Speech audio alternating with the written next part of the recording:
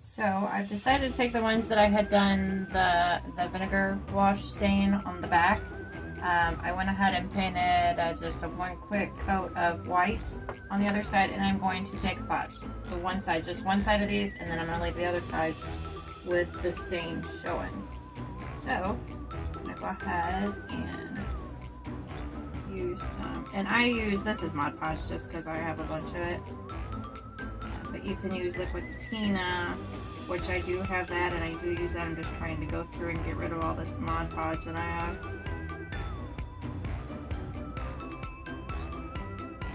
Good, generous. And usually I do a starter strip, but these are just little pieces, so I should be okay with putting it on the whole piece and then coming back.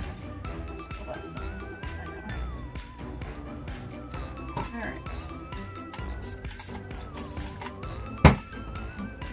These are actually just some napkins that I picked up last year, I think it was last fall.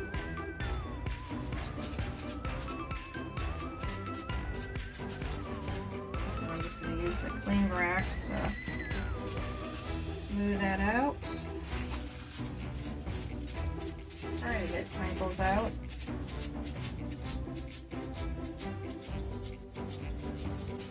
Napkins, I'm usually not that. I can never get them smooth. The rice paper and the decoupage paper is a lot easier, I think, just because it's got a little bit more thickness to it than these napkins do most of the time. Alright, so there's that one. So we'll go ahead, we'll let that dry, and then once it's dry, I'm not going to put another coat on it. I do it probably different than everybody else does. But I'm going to let that dry, and then we'll come back and sand off the edges, and then I'll seal it with another layer of the decoupage medium. I'm going to do these to all of them. So I've got leaves, pumpkins. If I could talk right, that would be great. And leaves, pumpkins, and acorns.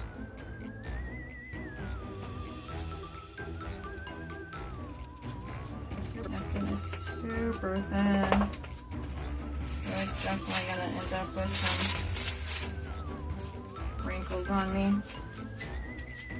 But I've seen a couple of people take their heat gun or a hairdryer after the fact and put some heat to it, and supposedly that helps get the wrinkles out that you end up with. So I may end up trying that little hack and see if it works once these are completely dry. Because yeah, I am ending up with some wrinkles from. Alright, so now that is the leaf. And then we'll do the acorn. And then I'll probably do the rest of these off camera because I've got several and I'm not going to have you guys sitting here watching me do a bunch of decoupage.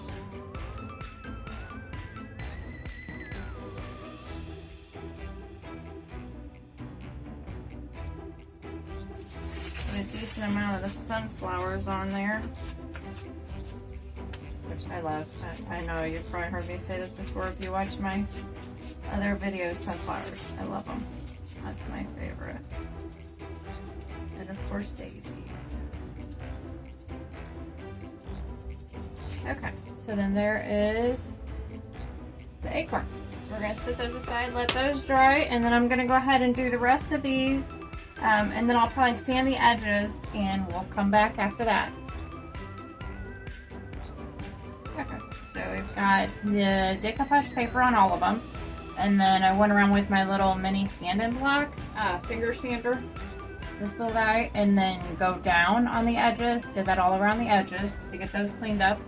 And now we are going to go ahead and put a coat of the Mod Podge over that, so that way the corners and everything is sealed in really good. And then these will all be done. those edges are nice and sealed. And then go ahead and just brush it all over the entire. And while you're doing that, that is good and done. I'm going to do that to all of them.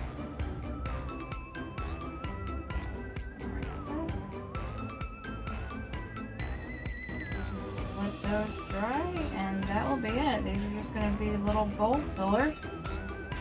So we've got, this is the leaf, and this like a rose tissue paper. We've got a pumpkin and an acorn all on that same paper, and then this was the napkin. It's a fall, it's got gold pumpkins and leaves, so we got the same leaf, pumpkin, acorn in that, and then this was another fall napkin, just got little pumpkins. So you got a leaf, pumpkin, acorn in that one, and then this was another napkin. These were actually all napkins except for this one. This one was a tissue paper. So we got a leaf, the little acorn, and then the pumpkin in that one. So go ahead and get all those finished up with a coat of decoupage, and then those will be done. And I may do a little bit of dark wax on them just as another, just to give it a little bit more. But that project is done.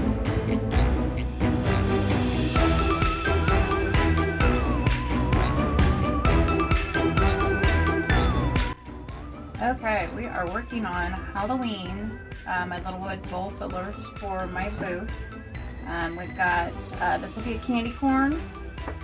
I've got a little witch hat, a pumpkin, a ghost, and then of course a bat.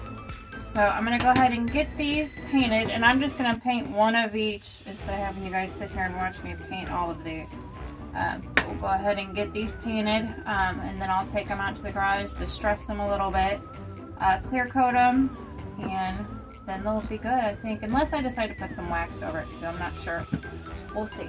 But we'll go ahead and start with, I think we're going to start with the white ones. I'm using DIY's beadboard on these. I'll do that on the ghost, and then the first coat on the candy corns. And then after that I'll do the yellow and the orange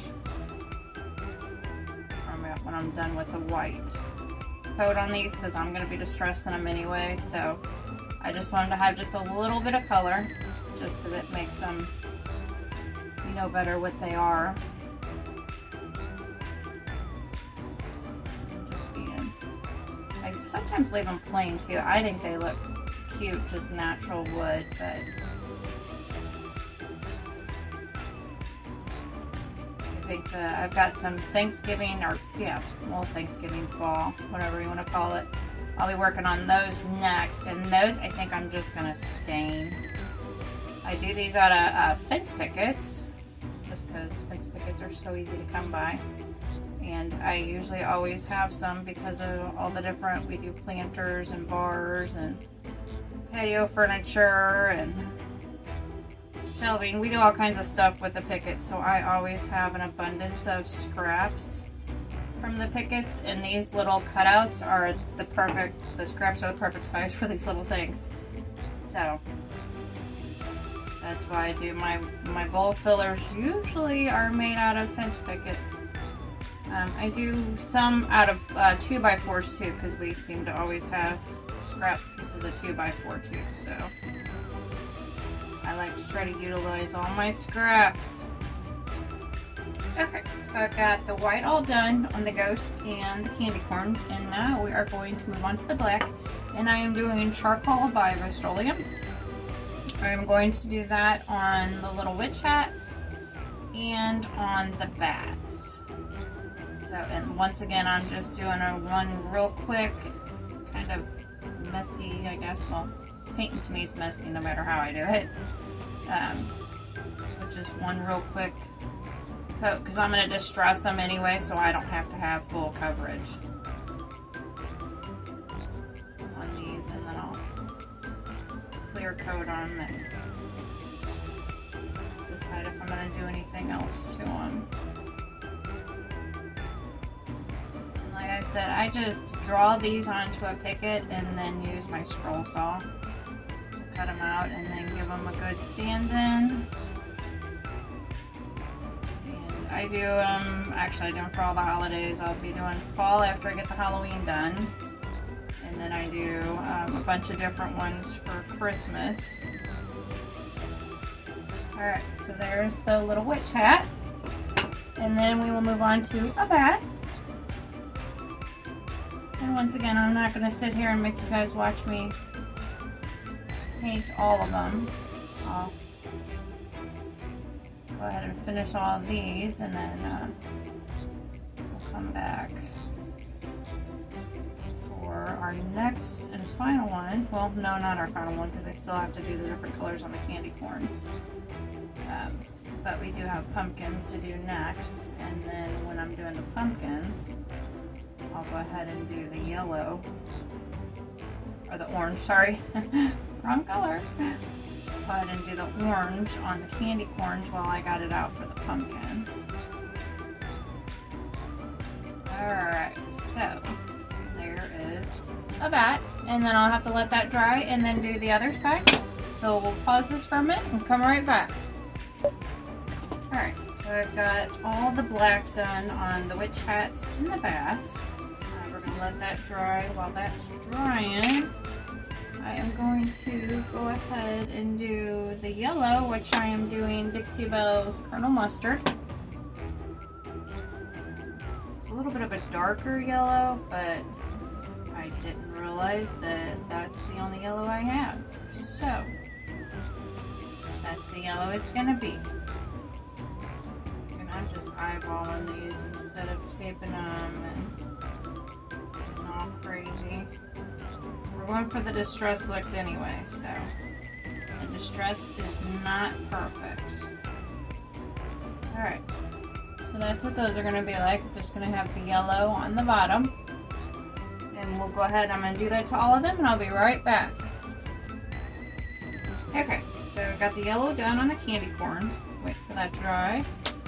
Now we're going to do the orange with it. I'm going to use the Waverly Pumpkin on the pumpkins. And then actually I'll use that on the candy corns also.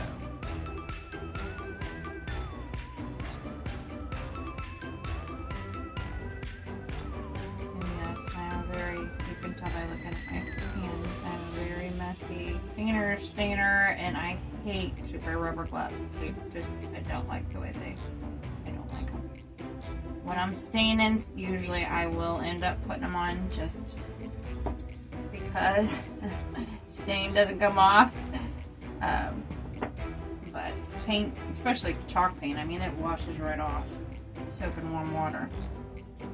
But I've got to be careful that I don't get fingerprints on the white. Alright, so now we are going to put the orange stripe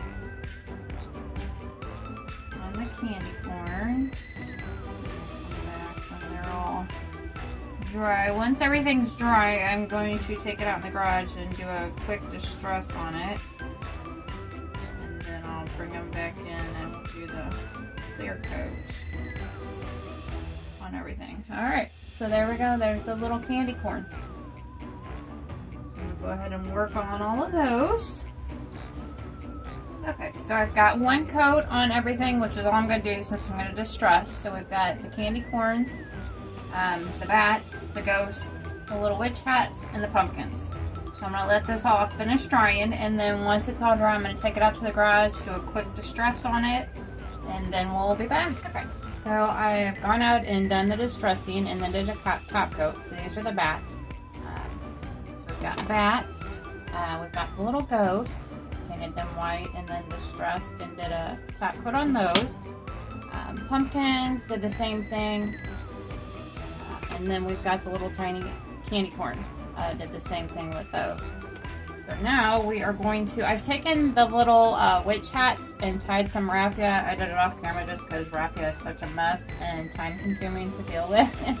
So I went ahead and tied those on. I am going to go ahead and put a little dollop of hot glue on that just to secure them so they're not moving all around. So we're going to go ahead and do that right quick. And then these, well, if I can get a hold of it, these will be done.